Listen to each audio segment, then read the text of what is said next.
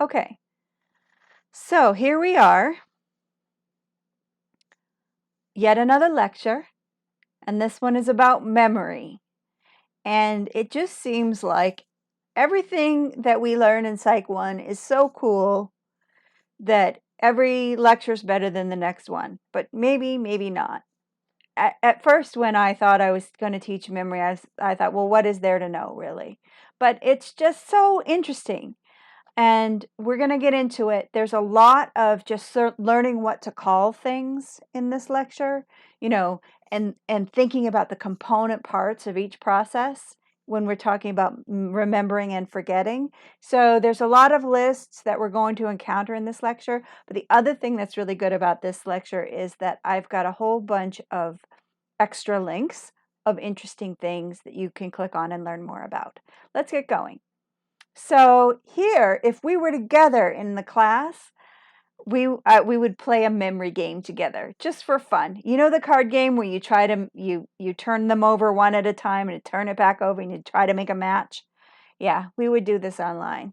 And it would serve no purpose other than to show that our memories work. But let's talk about what memory is. The definition of memory is the persistence of learning over time. It's the process by which information is encoded, stored, and retrieved. Anyway, oh, sorry for the sound effects. But what's neat about this is we're now talking about the persistence of learning. Last lecture was about learning and all the different ways that learning may take place.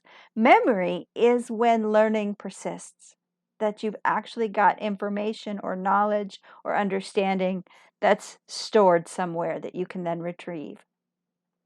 So the three different parts of the ESR model of memory it is encoding, storage, and retrieval. And I have some pictures for you to illustrate what this is. So here we have encoding.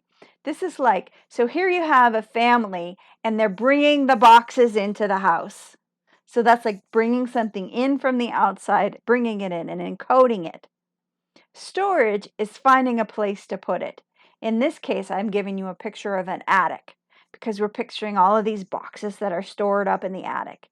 And retrieval is being able to go up into the attic, find the box that has a thing so you can bring it down and put it on your coffee table when you want it.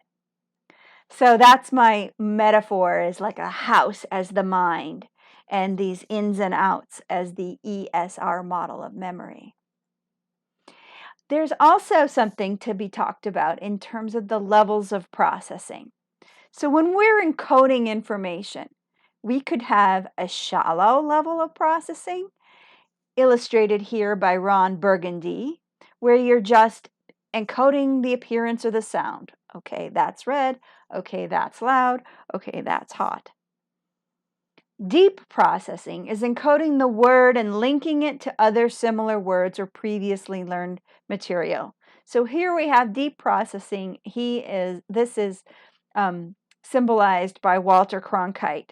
You may be too young to remember Walter Cronkite as a news anchor, but he's famous for like getting teary and crying at the moon landing. You know, he got all choked up. And that was like significant because he was very serious, level, comforting voice coming into people's living rooms back in the day. But I used him as an example of deep processing because deep processing is about making connections and linking an idea to other ideas, like, oh, hot, just like that time that we were in New Mexico, right? So that's an idea of deep processing, that you're pulling in the information and you're also connecting it to something else. And the key about deep processing is that the deeper you're processing, the easier it is to recall. There's a 3-stage memory model for us to talk about. And those 3 stages involve sense memory. That was stage 1. Stage 2 is short-term memory. And stage 3 is long-term memory.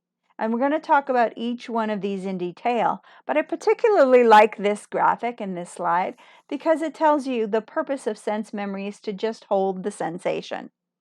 The purpose of short-term memory is to hold it temporarily and to maybe manipulate it enough to get it sent to long-term memory, which receives and stores the information for a long time. Sometimes you could call it relatively permanent because some things in your long-term memory you'll never forget. But there are things now let's look at sense memory. There, sense memory, like here we have iconic memory. Iconic memory is visual, and that only lasts for like half a second. When you see something, most people usually can't recall it after half a second. And that's different than echoic memory.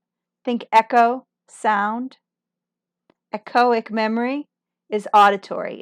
It's what you hear. That lasts longer. And so many people believe that it's good to combine different types of sensory input. So let's say you're reading an article or listening to a lecture, so I'm giving you this picture of this baby doll face to try to give you something to remember the difference between iconic memory and echoic memory. There's the ear, there's the eye. It's just something different to maybe enter into your head in a different way while you're listening to my voice. So you're having both of these things go on. If you don't transfer it to short-term memory, you lose it forever. Like I like to think of an example as of like being, you can sense whether or not it's hot in the room right now. Depending on the day, depending on the air conditioning, you may experience the temperature as hot or cold. Let's pretend you're experiencing it as cold. Now, you're not going to remember whether it's cold in part because you're probably not going to pay much attention to whether it's cold. Because you're sitting in a room that you know most of the time you can control. But let's imagine that we were in classroom together. It was the first day of class and you were listening to me lecture and you noticed that it was cold. Now, you're in a classroom, a new environment, one that ostensibly you're going to have to come back to again and again. You may actually pay more attention to the idea of that sensation of being cold because you might need to remember to bring a sweater next time, right? But if you're sitting around at your house, you don't have any real reason to pay any attention or remember what the temperature was like on the day that you listened to this lecture. It's probably going to just go right out of your memory. But now short-term memory, that's where sense memory gets sent to. So what you see, what you hear, what you feel, what you taste. It's going to be sent to your short-term memory, and your short-term memory is going to store it temporarily, just long enough to get it transferred to your long-term memory if it sort of meets the criteria of being worthy. And there are different, there have been many studies that identify that this short-term memory is limited, and it tends to be limited to 5 to 9 items. That's why our telephone numbers like 8675309, like that I'm going to give you an opportunity to listen to that song in its entirety, but it's a song from the 80s. A telephone number is 7 digits long because the studies have shown that that's about right for what we're even able to remember. Once the digits get past 9, we tend to make more mistakes. There are different theories about how to optimize your short-term memory. And one theory is chunking and the other is maintenance rehearsal. And we're going to take a minute, we're going to look at chunking. So if we were in class together, chunking is this idea that you can group components of things and remember the group instead of each individual item. So here you have, if I give you 10 seconds to remember this, I'm not going to say it out loud because that might change the outcome. I'm going to count to 10. Remember this, and then I'm going to have you shut your eyes and try to write them down. You can cheat all you want. It doesn't matter. It's just an exercise. So I'm going to count to 10. Do what you can to remember this.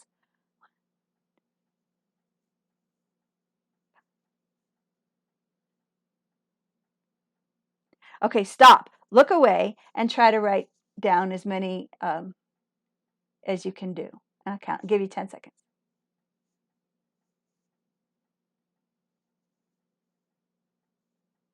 Okay, how many did you get right?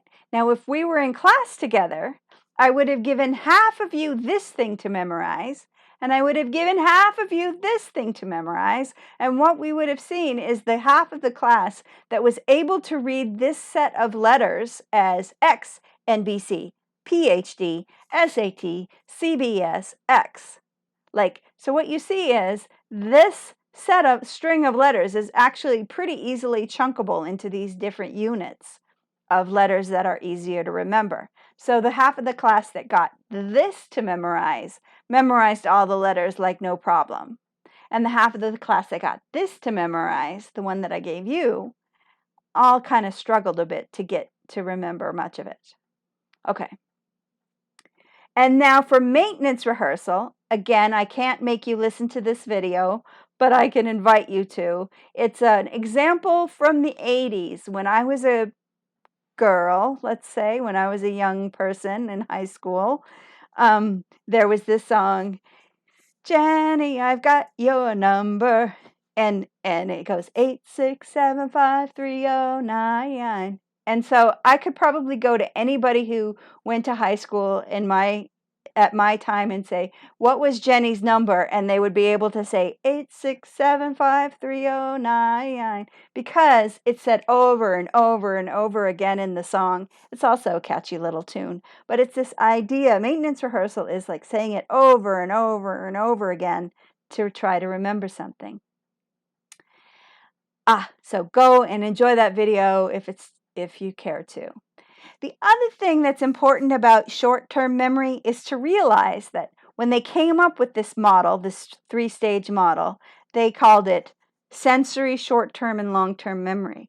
But in the meantime, in the years that ensued, people started to talk about short-term memory in terms of working memory, because it's less about the length of time and more about what it is that the memory has to do. Because there's a lot of work that needs to happen. For example, it needs to select which sensory information to pay attention to. It needs to also not only send information to long-term memory, but also retrieve information from long-term memory to try to see if it's worth remembering at all. And it needs to manipulate the information for the optimal use. For example, if you were going to do some chunking, like I'm going to remember this 3 letters at a time, then that would all be happening in your working memory. And here, as a symbol of what the working memory is, I have an ER scene where everybody, like the incoming patients and the patients that are going to surgery and there's a lot of work going on in the working memory at every moment. Long-term memory has some different components. And typically, long-term memory is divided into explicit memory or implicit memory.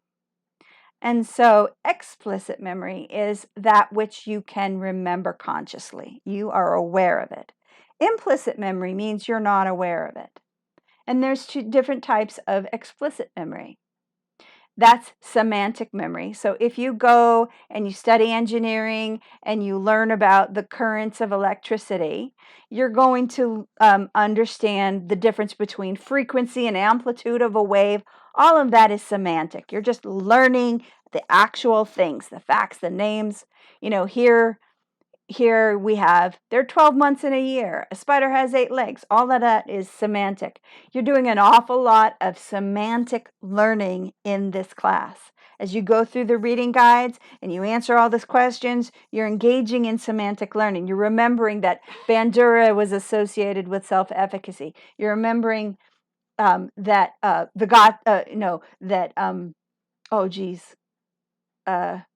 why can't I remember the classical conditioning guy? Pavlov, did the experiment with the dogs. All of that is semantic memory. Episodic memory is memory about your lifetime. This is, I remember where I was. That would actually be a flashbulb memory. Episodic memory would be, I remember what I was doing during COVID-19 times.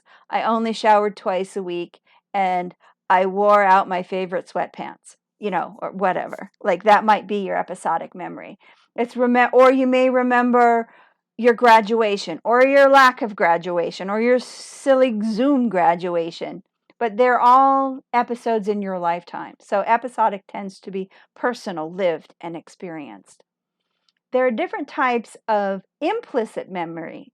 So there are the procedural skills. To me, this is like the latent learning in a certain way where you're driving a car or you're brushing your teeth. You're doing things that you're not consciously aware of because you've learned it so much. You don't need to think about it. You don't need to be aware of of of moving your foot to speed up and slow down and move it to the brake because your body has just proceduralized this. It's just known. There's also classically conditioned memory, which we've learned about last week, and this idea of priming, that just exposure to something, whether you're consciously aware of it or not, can change your behavior.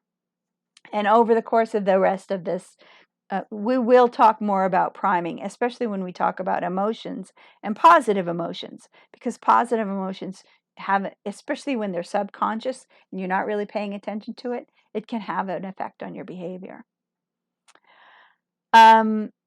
If you want to improve your long-term memory, there are some different ideas about what you can do. For example, you can organize things by assigning them into hierarchical categories.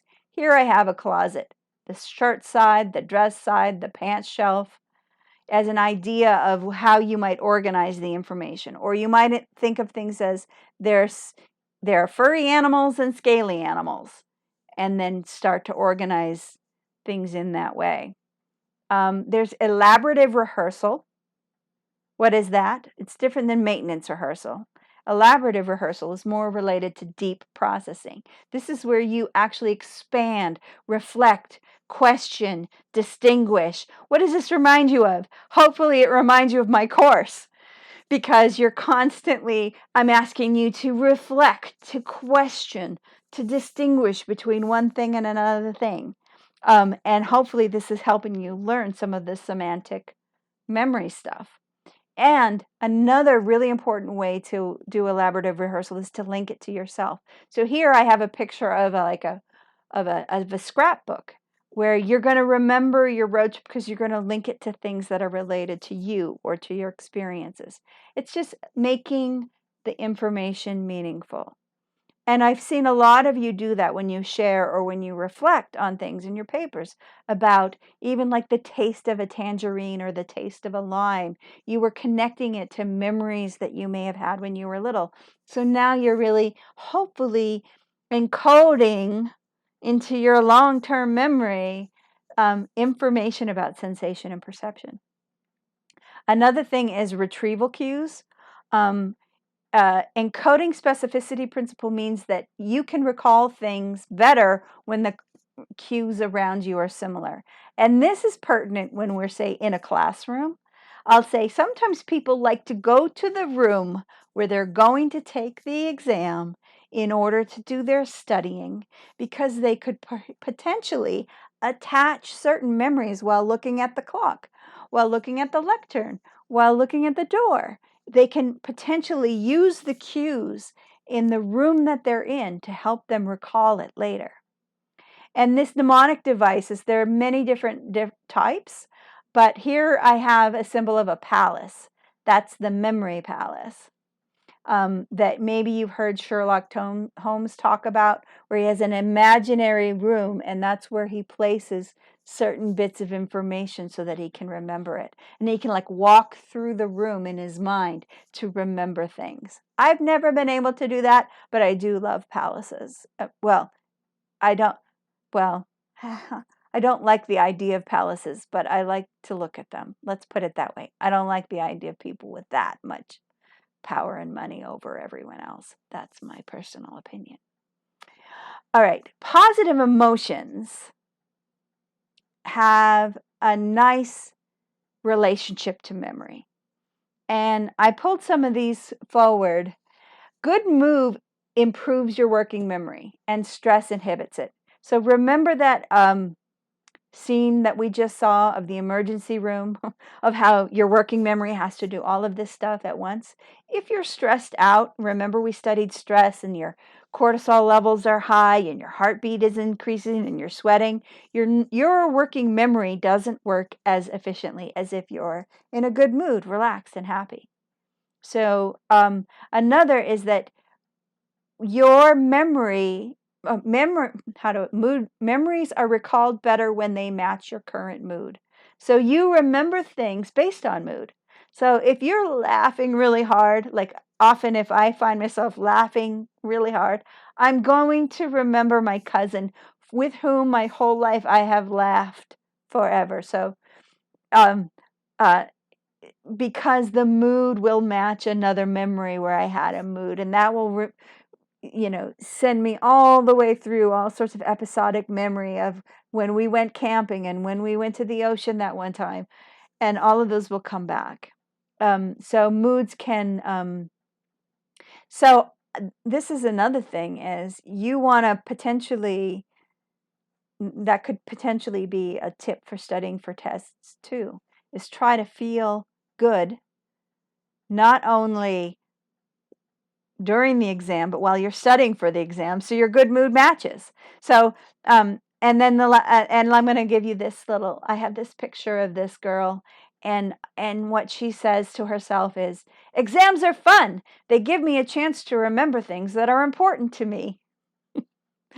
I'm enough of a nerd that I really believe this. This is how I feel about exams. I kind of dig them, especially since I did so much extra credit. I don't know why I have that. But anyway, like having a framework for understanding exams is useful. And if you can integrate materials in terms of how it fits with your best self, you're going to have a better chance of remembering it. So integrating it with what a dummy you are or how lazy you tend to be isn't probably going to help you remember things, but integrating it with things like, oh yeah, you're very helpful to your family, and memories that shine a good light on you, that will potentially help you recall things better. Now we're going to talk about forgetting. This is Ebbinghaus's forgetting curve. This guy, Ebbinghaus, did these experiments on himself. He essentially remembered nonsense syllables, and he measured how much of those nonsense syllables he could remember over time. And after 1 hour, he could only remember 44%. After 1 week, he could only remember 21%. So it's this idea that memories for certain things fall off over time. Now, it's important to remember that Ebbinghaus was remembering nonsense syllables. He wasn't using these techniques of making it relevant to yourself or integrating it with your experience. Meaningful memories may have a different relationship to forgetting than Ebbinghaus's forgetting curve tells us. So there are different theories of forgetting. One theory is your neurons decay. If you don't consciously recall things on a regular basis, you're going to forget things. Use it or lose it. Another is interference. Like when new info interferes with old info, it's like so much new information is coming in, I can't remember the old info. That's called retroactive interference.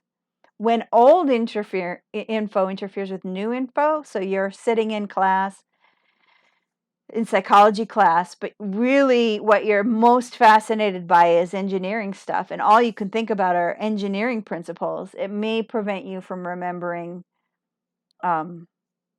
that Skinner was important for the, operant conditioning. All right, motivated forgetting. This is when you want to forget, like distressing memories. And encoding failure is when the information never made it out of short-term memory. So I don't know if that's so much forgetting as much as it never became a memory in the first place. And then there's retrieval failure. So You know something, you just can't retrieve it. This is called the tip of the tongue phenomenon, where it's in there. Like, oh, and I just did it with what's his name? Pavlov. Yeah, right. I knew it. I just couldn't quite get it in time to impress you. Okay. There are different factors in forgetting. The misinformation effect, where you can give people misinformation and then it becomes a memory. I'm going to give you an example of this in a second. Another factor in forgetting is the primacy effect. You tend to remember the first thing that you learned. And the recency effect. You tend to remember the last thing that you learned. The most at risk of getting forgotten is this stuff in the middle. There's also source amnesia, where you know something, but you can't remember who told you. This happens to me all the time because I'm telling people my bits of wisdom that I got from psychology, and then a year later they'll tell me about this fascinating study they heard about, and I'm the one who told them. But anyway, and maybe you'll have that same experience when you walk out into the world with all this great psychology learning that you've got. There's also spacing practice. Distributed practice is spacing out your intervals of studying instead of cramming. So, making room for stuff to get in. Don't try to remember it. Don't try to study for everything that you learned in psychology in 10 minutes. Ain't gonna work. But, when you space out your study times, you're going to do better on tests. It's less and less relevant, this exam business, because I'm not asking you to remember anything except where to find it in the chapters, right? Or where to look for it in your notes, because it's all open book these days. And then culture can influence the types of things that you forget. And we're going to talk about that a little bit later. I want to give you this study of implanting false memory. I love this study. So it was by Morgan et al. In 2013. And essentially they took participants into one room, let's say this room, and they gave them an interview. They interviewed them. But that was just for show. The real part of the study was when they went into the other room and started asking questions about the first room. And some of the participants were asked these neutral questions, like, was there a telephone in the room? And others were asked these leading, implanting questions where they're asking, what color was the telephone? And so it goes. Now, later, they asked them even more questions about the whole experience altogether. And what happened was, those who were asked the neutral question, was there a telephone in the room? Only 10% of them remembered a telephone. That's what you would expect, especially when there was no telephone in the room. But among those who were asked what color was a telephone, 98% said there was a telephone in the room. So this is an example of a false memory being implanted just by the questions that were asked and the assumptions underlying the questions. So beware of this. This is this study just made me stand up and take notice. We're going to talk a tiny bit about the biology of memory. And this idea of long-term potentiation is interesting for those of you who are interested in the nerves and the neurons. So long-term potentiation is like the state of a neuron when it is largely used, right? And so you know that a neural pathway is strengthened when there is increased dendritic branching and when there's an increased release of neurotransmitters. And here we have a picture of a potentiated dendrite, a potentiated synapse path, and a non-normal one. So this is sort of a pathway that gets used a lot. It has more neurotransmitters, it has more doohickeys, and there it is. Another interesting idea is flashbulb memories. These are the memories that you have, like I almost talked about it earlier. Like, do you remember where you were when they said they were shutting down the economy this spring? Maybe. Do you remember where you were when they announced the election results that maybe disappointed you or excited you? My biggest flashbulb memory is 9/11. And if we were in the same room together, I'd probably stop and tell you about how I was going to work in New York City that morning and what it was like. I remember everything, everything. Maybe not, there's so vivid memories of being in the subway and the sense of panic, that came into the subway of somebody coming in and say, a plane hit the World Trade Center. And then I remember coming up out of the subway after a while, after it got moving again. And I remember like these two Wall Street types. We wasn't on Wall Street, it was Midtown. And they were looking up in the sky at something. And that is so weird in New York. People don't look at the sky in New York unless you're a tourist. You just go about your business. So I remember turning around and looking at the towers burning. The memory goes on and on and on. It's one of those vivid, vivid flashbulb memories. So it's so emotionally significant. And maybe you have your own flashbulb memories. Very quickly, when we're talking about amnesia, there are different types. I'm offering you this slide to help you understand the difference between retrograde amnesia, where your old memories are lost, but your new memories are okay, and anterograde amnesia, where your old memories are okay, but you can't form new memories. I am over time, so I'm going to rush through a couple of these slides. I want to offer you this information about traumatic brain injury and chronic traumatic encephalopathy. I have links here on the slides that you can look at. I think this is very interesting and very important. It's come out as a result of football players having so many concussions that over time, over the years, their brains start to deteriorate, as you can see here, and it leads to loss of memory, dementia.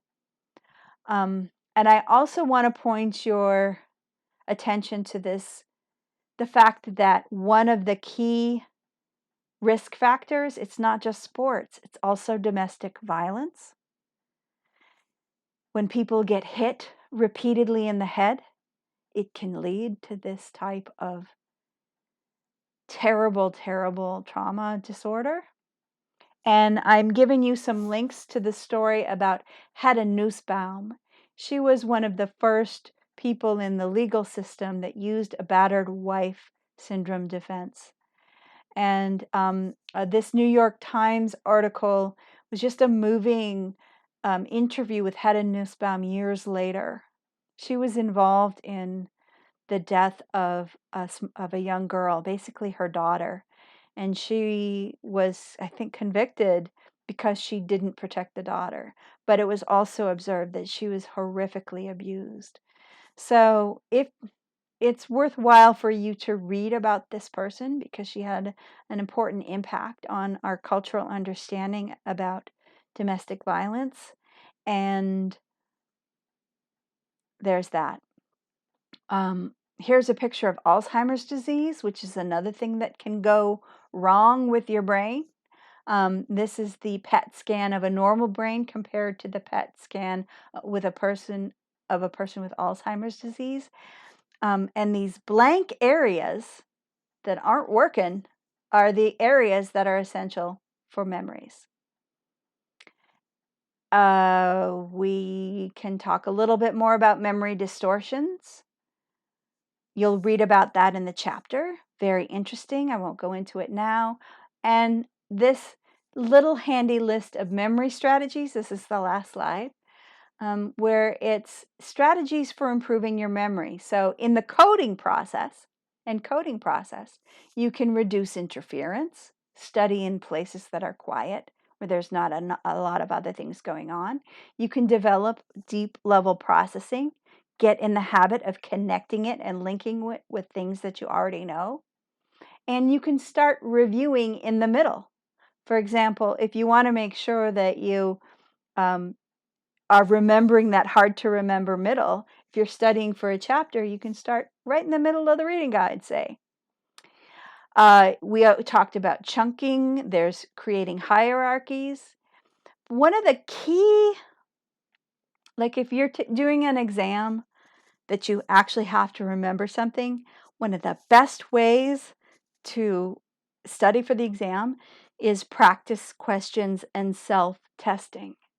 Because this is the key insight here is it's not so much about what you know, it's about what you can remember and what you can recall at when you need to.